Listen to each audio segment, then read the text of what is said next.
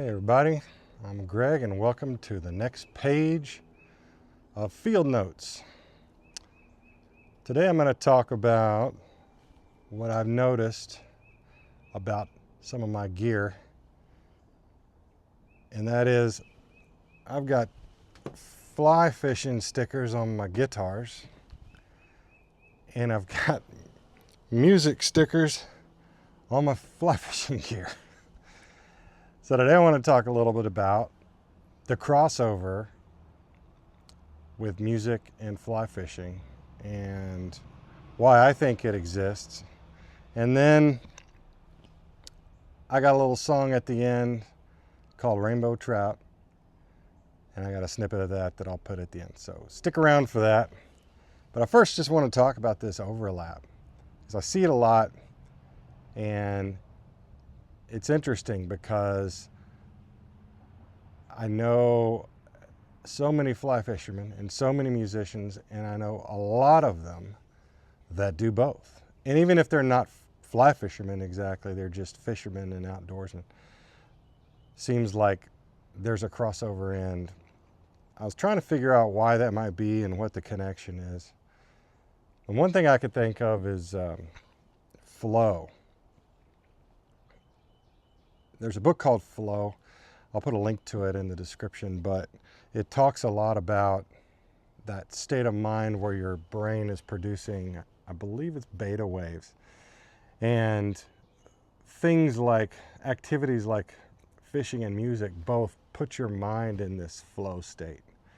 And so I think the types of folks that listen to music regularly are used to being in that flow state, are really attracted to that flow state. They get a lot out of it. Everybody really does, but most people, or a lot of people, don't acknowledge it. But those people also appreciate the flow that happens when you're specifically fly fishing, in my opinion, but also any sort of outdoor sport where you're focused on one thing, tying a number 22 onto 6X. Hopefully not too often. But if you have to, it's hard to concentrate on work. It's hard to concentrate on anything else except for that. And that's what flow activities do. They take you to another place, and they block out the rest of the world for a little while. And that's what music does.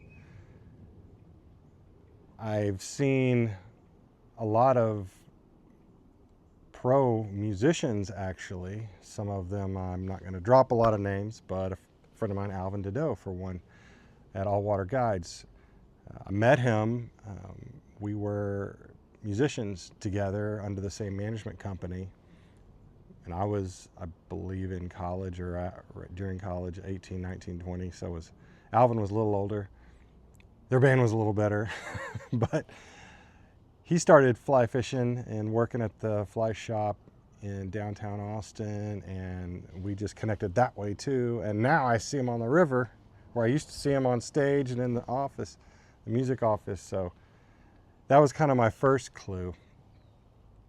But the other connection that I put in there is, I think we both found solace in music and solace in fishing, and I think there's also this beauty connection. Music is beautiful. Fly fishing is beautiful as a sport, and it also puts you in beautiful places. And I think that's, to me, it's that mix of art and beauty that really complements each other. And when you can combine them, it's even more magical. I do see, and I'm not a big radio MP3 players playing in the boat or stream side. I'm just not. To me, it's a little distracting. But before I get to the river, after I get to the river, you bet. And I see a lot of folks that do fish and listen to music at the same time, and it's pretty common. In fact, Turtlebox is selling tons of devices for that exact purpose. So there's that beauty connection. The other thing I've noticed is musicians that also tie flies and do the detailed handwork, and I think there's a lot of muscle memory, a lot of memorization that becomes second nature as you get better at fly fishing and fly tying, any kind of craft like that, and music. It gets to be effortless, and then that's what makes it fun, and that's what initiates that flow activity. Just a few thoughts on that. Got some cars coming in the parking lot. So the one last connection I'll make is the Grateful Dead stickers, and Grateful Dead themed fly fishing gear is everywhere now.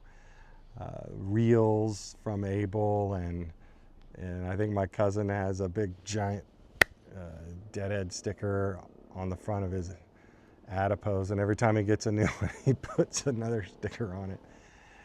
And that sort of dead theme throughout the fly fishing industry, I thought is another tell. Hey, we're all one group here. So I've actually combined a couple of these activities to write songs about fly fishing. So I got a few. It's not my whole set, it's not my whole repertoire, but I'd like this channel to represent some of those. It's called Rainbow Trout, and I'm going to play it for you right here. Hope you like it. We'll catch you next time as we turn the page on Field Notes. When I stand in the river, it washes away every single damn problem I had today. The water rolls by, the rocks and trees swirling around underneath my knees, and you might think that is what it's all about, but it ain't. I'm here for rainbow trout. Now the mountains are pretty, the trees are great, but there's trout in the river and trout in the lake. Spent all my money on waders and flies, polarized glasses, got my eye on the prize. I've checked my map and I've planned my route. I'm a-coming for you, Mr. Rainbow Trout. Rainbow trout at the end of my line, all I'm thinking about all of the time. Wading that river and I'll never get out till I'm caught in my picture with a rainbow trout. Till I've gotten my picture with a rainbow trout.